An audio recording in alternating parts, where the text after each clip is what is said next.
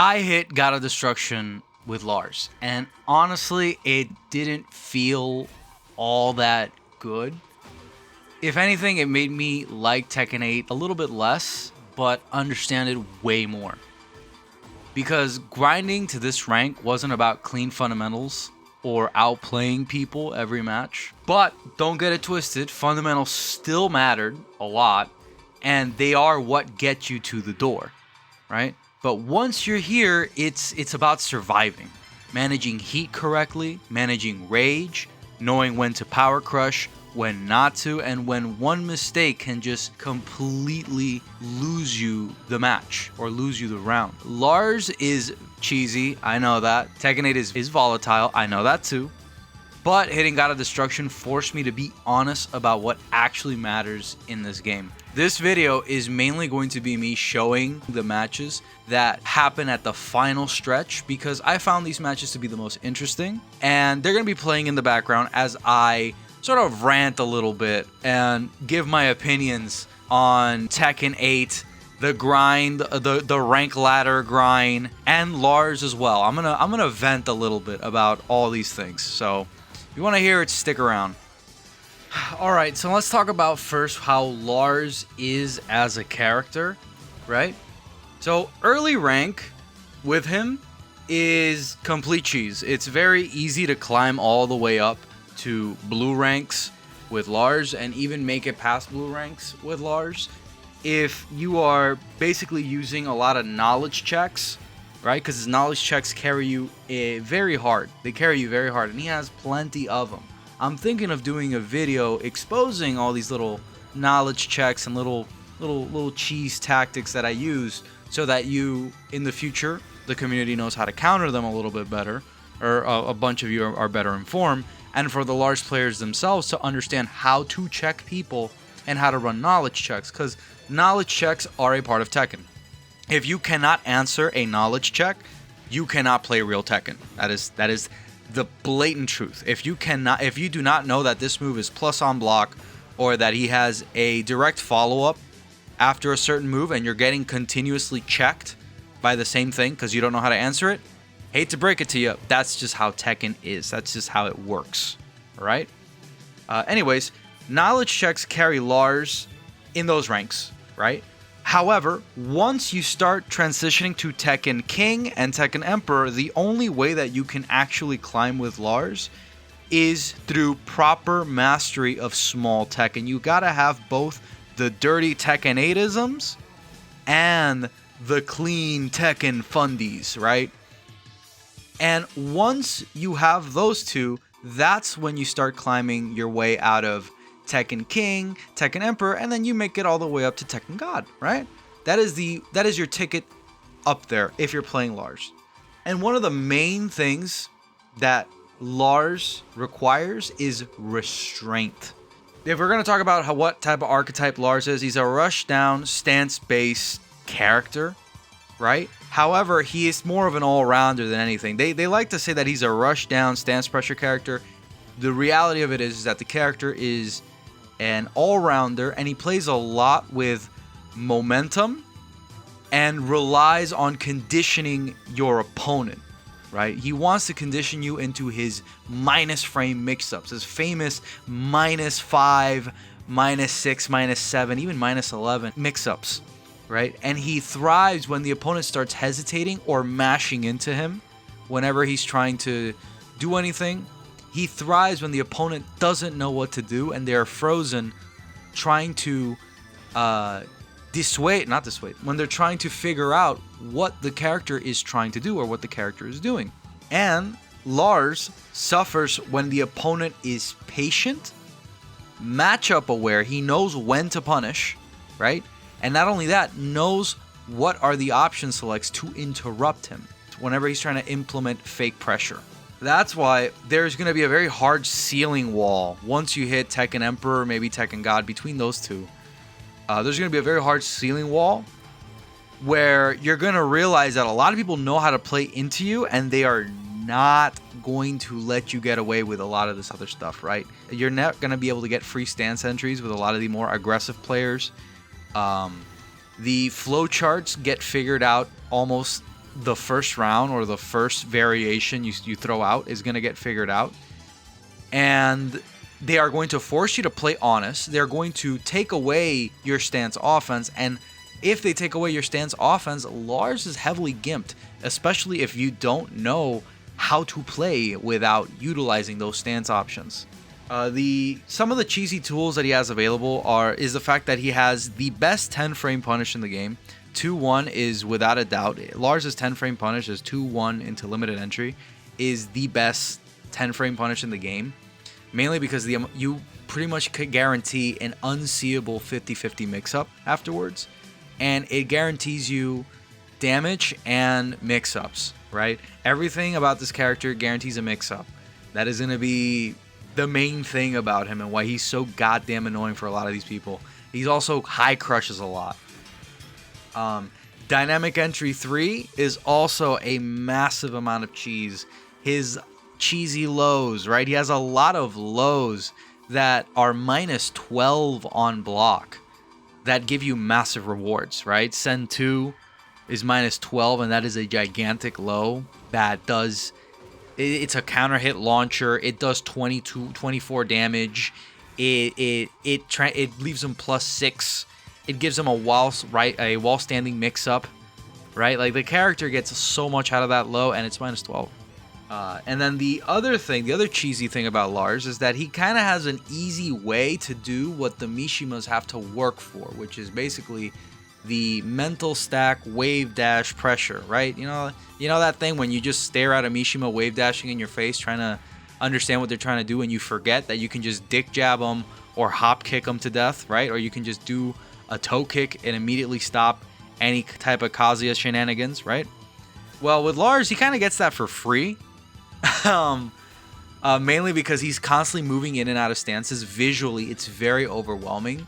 So he's able to very easily mental stack people, even people who know the matchups. I get mental stacked by Lars a lot of the times as well in the mirror matches because it's, you tend to forget. It's like, oh, right, he's minus 5 here. I can literally launch him right now because he can't block out of the stance, right?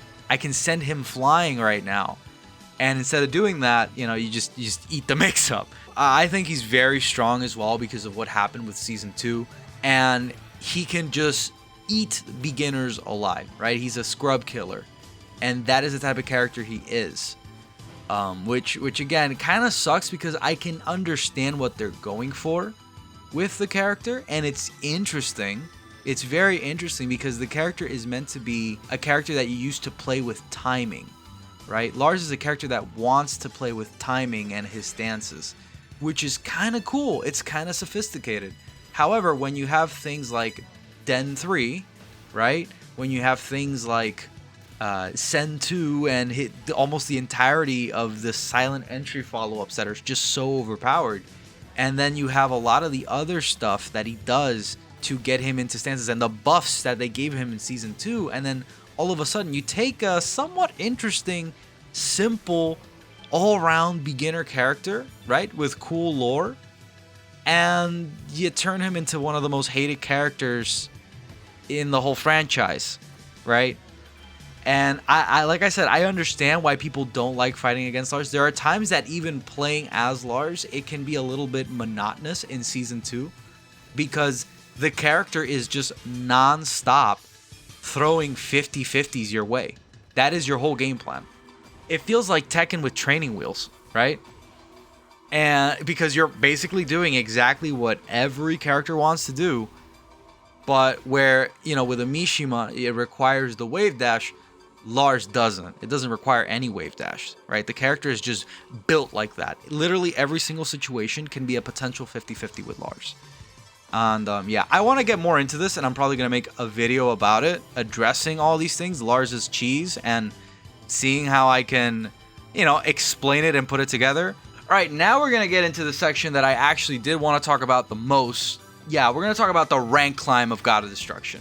So, to start off this conversation, a lot of the times, this fucking climb, right, it starts off fun. It really does. The early climb is exciting, right? It's motivating. You start getting wins, right? Again, if you are if you're a beginner, if you're in Garyu, Mighty Ruler, fucking Fujin, right? If you're in these ranks, you can still milk a lot of fun out of Tekken. You really can, because the player base is very, like, they're either A, trying to play Tekken 7, or they're trying to play any other fighting games that they're trying to play, right? They're playing a very basic game plan. They're playing very easy. It's easy to climb because you also have win streaks as well. And these people are very easy to beat, right? And then when you beat these people in a row, you get win streaks. And you feel really cool, really awesome, very powerful, because that's what Tekken 8 wants you to feel. It wants you to feel very strong. It wants the beginner to feel very, very powerful and very strong. It's fun. It's really fun. And then once you hit Tekken King, it's exciting, right? The rank bar is now golden. Ooh, right? Now the title looks a little bit more impressive than Bushin or any of these other little blue ranks, right? Feels great, right? Then all of a sudden, now you no longer get win streak bonuses. Now you have to earn your wins. It's like, oh, okay, now we're getting real, right? And now the people you're playing against actually know how to play. Either they know how to play really good defense and play good, basic, fundamental Legacy Tekken, or their flowcharts are fucking insane. Either way, your mind is blown, right? Once you start adapting to these guys, you start enjoying Tekken a little bit more. And in Tekken King and an Emperor, you get a good variety of characters. You get to see top tier characters and low tier characters, if those exist in Tekken 8. You get a lot of variety. However, once you hit Tekken God, my friend, that's when all the fun goes out the fucking window. Why? Because Tekken God is filled with the sweatiest picks you are going to find, right? The sweatiest, most Tekken 8 characters you're going to find, right? And I'm saying this as a guy who plays Lars, and Lars being one of the biggest enforcers of modern Tekken 8, even I was completely overwhelmed by some of the shit these other characters and other people were doing, okay? It was insane, right? The big shift in difficulty, because now, right, now you're playing people of all skill levels, and there's no consistent climb anymore, right? It's either you get an easy climb all the way up to King, and then once you're in King, now you start getting a little bit challenged, just a little bit, and then in God, they start throwing everything at you. Yeah, it stops being fun. That's the main point. I keep repeating myself. That is the main point. It stops being fun, right? And it starts being very exhausting because you're playing the same match, right? The same matchups over and over again. You're playing the same characters, and you are winning and losing points. You are promoting and demoting like a fucking madman, right? And then once you hit Tekken fucking God Supreme, that's when the grind gets even crazier, because I think it's this Tekken prowess system. Because your prowess went up, now you are just facing non-stop God of Destructions in their ults.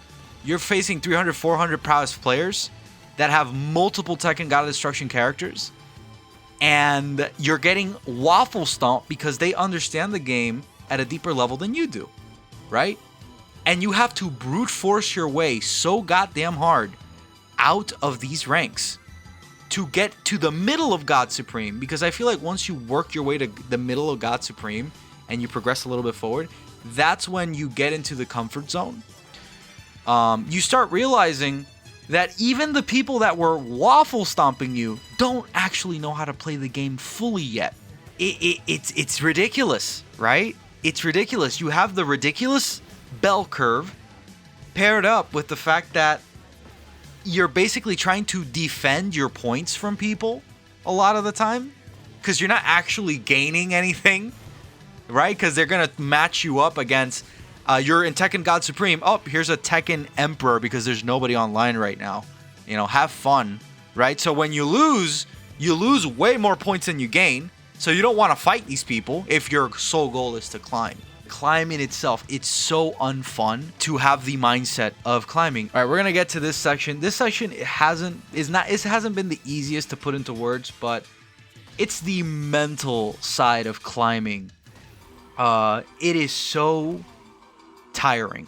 It is so taxing climbing all the way up here, or at least trying to play the game with the intention to climb, because you are just facing the same matchups, the same overpowered characters back to back to back, right?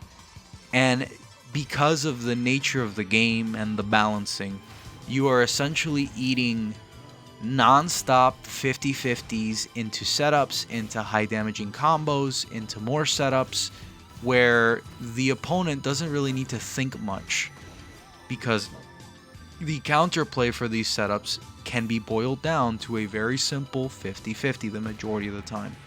Defense is a headache, a nightmare to play, and when you get hit in this game and you have to eat a 20-second combo, a half-minute combo, like, I literally want to scroll on my phone whenever I get comboed by some of these fucking characters. It does things to you. It changes you. It really it really fucks with your head. It really does. And then not only that, you also have to deal with the most obnoxious playstyles as well. Mind you, this is a Lars player saying it, right? If I think something is obnoxious, and I'm playing one of the more obnoxious characters in the game, I mean, that's got to have some type of weight behind it, right? And I figured that my answer to this was to completely detach myself from the matchups.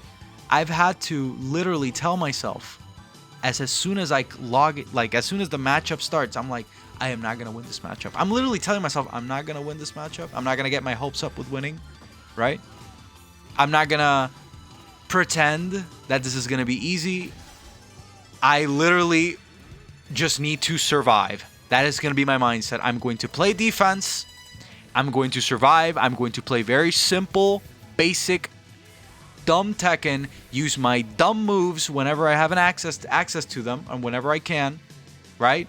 Make my opponent eat 50-50s. Stick my neck out.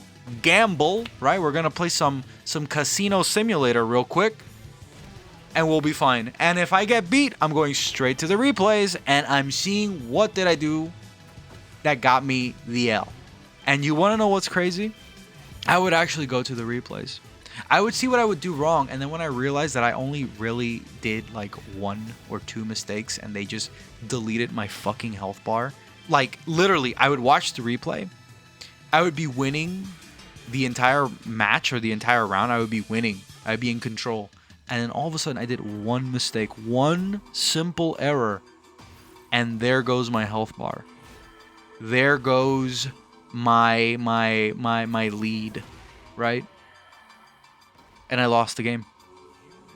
As simple as that. Because I would get blown up, and then it would get that frustration would come all over me, and it would literally make me take the wrong choices and have the wrong mindset in the game. I would throw the game away because I would lose complete focus, right? Because the game is so infuriating by nature. 1 simple mistake is all it would take. The best thing that I could do was just to detach myself completely from the game. It was pretty crazy. Like, I would play a match and I would feel nothing. Genuinely nothing. And I feel like that isn't good or healthy for you to feel that way about a game. You know, a game is supposed to elicit emotions out of you. That is natural. It's supposed to. But the only way for you to succeed at a game is to kill your emotions. I don't know, brother. I don't know.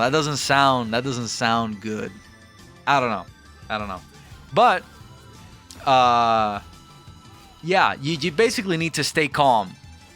You know, stay calm and not get tilted. Simple as that, right? Now we're going to get to why people hate Tekken 8, and it's going to be the main thing that actually gets you to God of Destruction. This is going to be the main thing, the reason why everybody uninstalls this game. It's going to be the secret as to why you actually get to God of Destruction. Or not really a secret, because everybody knows what it is, but you need to master the game's mechanics. There's tons of videos, tons and so many videos about how important punishment is, how important playing small Tekken is, how important stepping and playing defense and being more defensive minded and reacting to your opponent's offense better and interrupting it, right? Understanding how to do all these basic things. And that's all great because all these things are very important. All these things are legacy Tekken knowledge, and at the same time, all these things are just common knowledge in most fighting games. However, the only way you are going to make it to God of Destruction and climb, and that is if you master the core mechanics of Tekken 8. The core mechanics of Tekken 8 are the reason this game fucking sucks. Are the reason why people hate this game. The core mechanics are the reason why this game is hated. And they are the reason you climb. You have to know how to use Power Crush intelligently. Not even intelligently, you just need to know when to use it to stop a lot of the unga bunga bullshit offense. Power Crush is such a valuable tool. It is such a ridiculously powerful tool. It's something that if you know how to use properly, Power Crush alone will literally carry you out of blue rank by itself. You know how I said that, oh yeah, with blue ranks I had to do a lot of cheese with Lars and I have to understand my flow charts and I had to, I had to really understand my character, right? And understand some matchups and do some punishment. If you simply master when to Power Crush, you will skyrocket out of blue ranks. Mark my fucking words. I'm not even kidding. That is how strong that mechanic is because that mechanic quite literally stops a lot of the offense that people are going to throw your way. And knowing when and how to Power Crush is so powerful, right?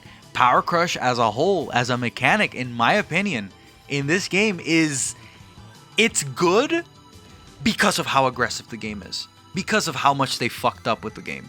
That is why Power Crush is good. Power Crush is a nice little band-aid, right? But that's not all. You also need to know how to use Heat and Heat Burst, right? You need to, I don't know what the fuck. I tend to conflate both the Power Crush Heat Burst mechanic and then the actual ultimate Heat Burst move. I call them the same thing. But the reality of it is that you need to learn how to use both of those things correctly. Heat is so fucking important in this game. It is literally a win condition. That little blue bar decides whether you win the game or you lose the game.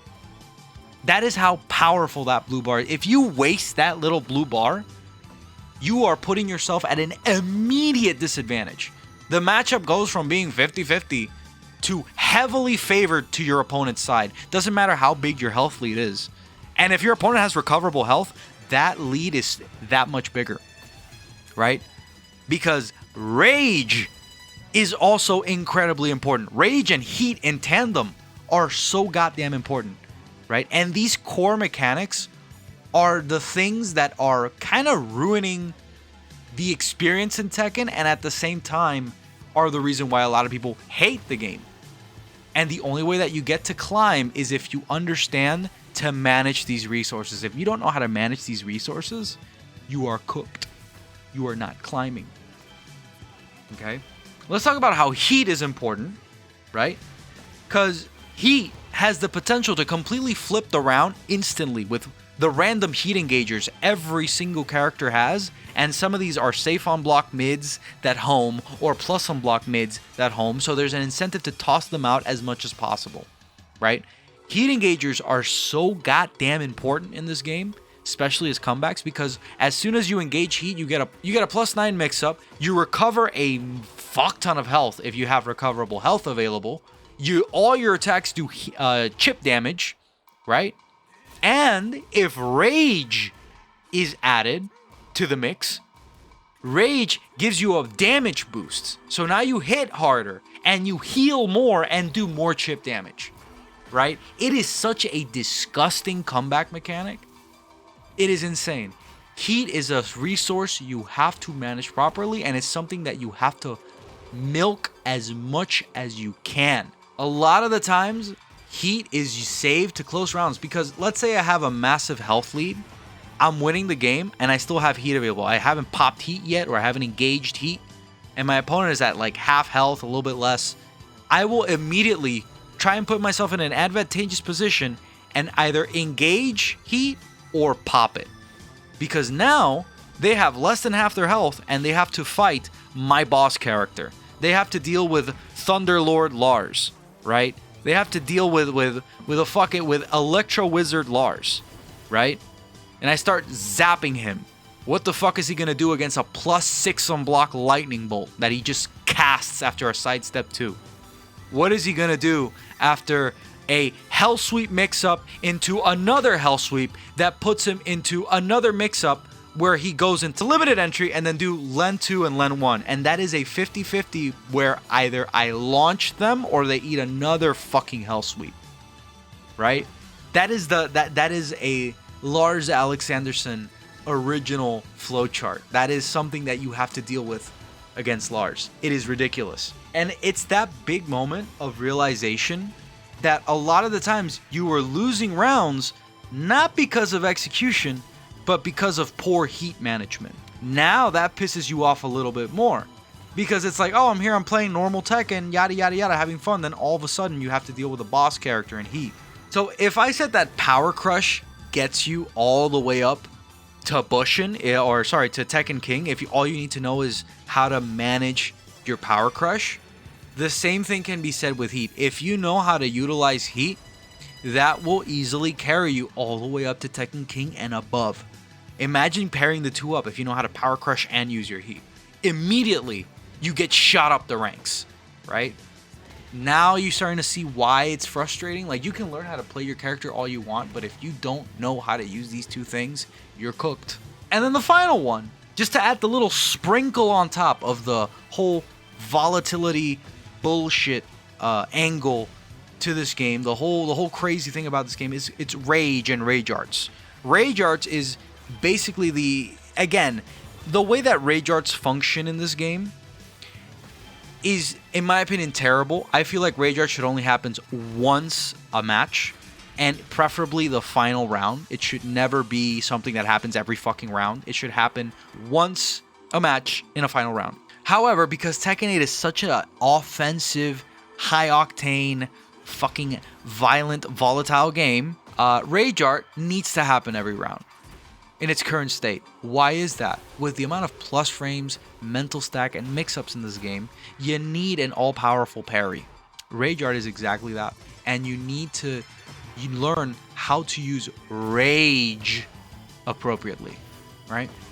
Because rage art is a neat feature, but rage is everything. A lot of the times, I would purposely get my health bar just low enough, right, to have rage active with enough recoverable health where if I were to use a heat engager, I would recover all of my health, I would have a full heat bar at my disposal, right, and I would have a +9 mix-up against my opponent where now they have to eat a lethal 50-50, right? And not only that, but now I have bonus damage because of rage with bonus health.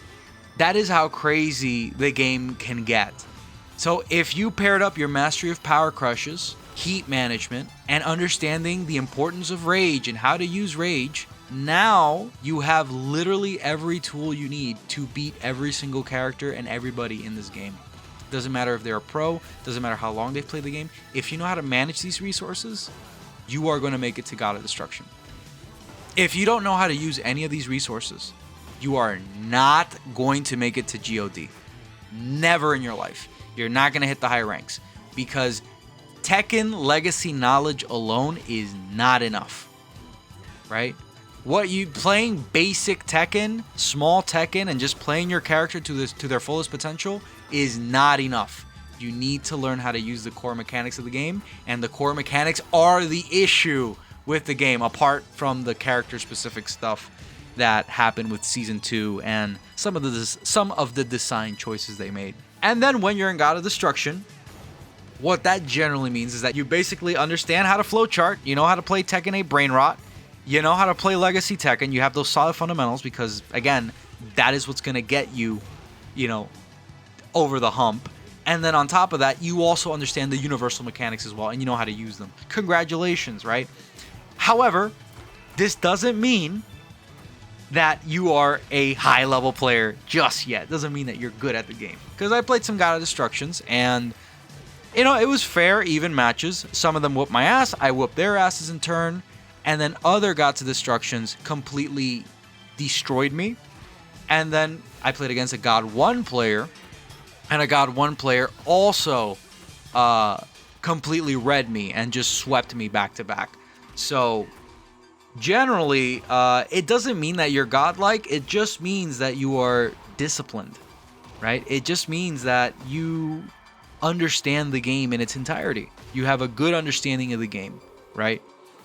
And usually this is the make it or break it point for a lot of people. And for me, it's not necessarily a make it point, but it's maybe a break it. I'm not gonna lie to you. After reaching this rank, I realized that maybe I should stop here for a bit, right? And I don't feel like going all the way up to the God 1, God 2, God 3 because I just don't like the core mechanics of the game how they are right now. It's too frustrating. All right, now I want to give a very clear distinction as to why I don't want to climb further than this, right? And I am not going to go past God of Destruction. I'm going to stay at God of Destruction. I'm not going to God 1. I'm not going to God 2 or God 3. You're only going to be facing against pro players and streamers. People that play the game for multiple hours a day, almost every day, every week. I am not going to play against those motherfuckers because I just don't have it like that, all right? I'm not that good at games. I'm not that good at fighting games, okay? I'm not, and I don't have enough time to put into the fighting game to get that good. You know what I mean? So, yeah, I'm really not chasing any of that validation. I'm mainly chasing some sanity after this fucking hellish climb. Okay, maybe when some patches roll out and you know the season 3 comes out and they all of a sudden, let's say they fixed how heat actually functions in the game, they balance heat, they balance rage. If that were to happen, then you know perhaps I'll decide to climb as much as I can with Lars. But as it stands, the max rank I'm ever going to try and get with any character is probably going to be God of Destruction. Other than that, I'm just going to play the game for the original reasons in my previous videos, to have fun, to enjoy myself, to goof around, and just enjoy Tekken, because quite frankly, currently as it stands, Tekken 8 is the only crisp experience, right? I don't want to go into the Tekken 7 menus. I don't want to deal with that. I don't want to deal with the dead lobbies and all the other Tekkens, and I don't want to emulate no fucking game. So yeah. So anyways, what's next from here is probably going to be me playing other characters and just seeing how they play.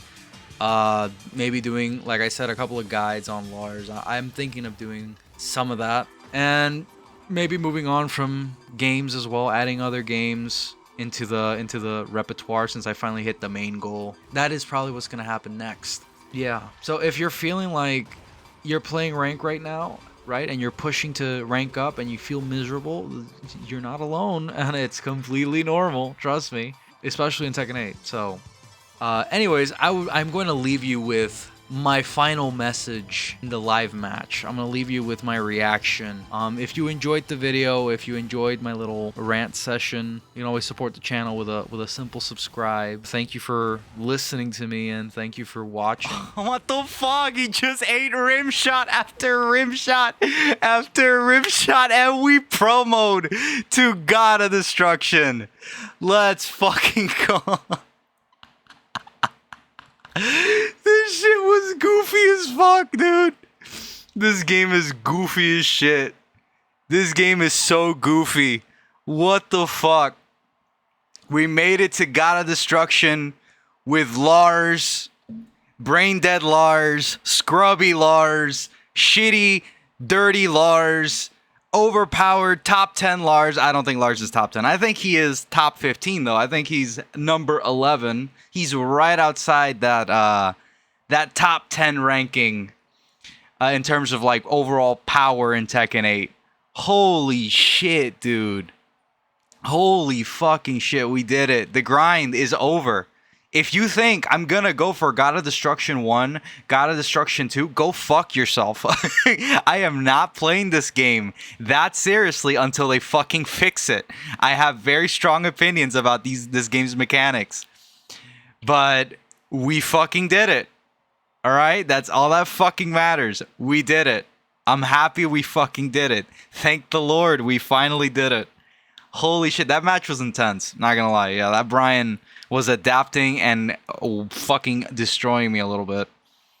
But, yeah, dude. Holy crap. Amazing promo, man. Holy shit. Feels great, dude. Feels fucking amazing. God, I don't know what the outro is gonna be. I don't know if this is gonna be the outro, but, yeah, dude. I have my opinions on God of Destruction. I think I'm gonna make a video on what I feel about the game now that I've hit the proverbial high rank, so to speak. And then there's obviously from here on out, it's just gonna be streamers, pro players, or legacy players. I don't feel like playing against them yet, so I'm gonna leave it right here, and I'm gonna play another character and see how far I can get them. And just explore the game, like actually explore and see the real bullshit about this game. I'm gonna learn how shitty this game really is, or people say that it is. But I just wanted to get this goal out of the way before Season 3 came out, just to say that I fucking did it. Cause oh my god, dude, what a nightmare! What a nightmare climb! Holy shit!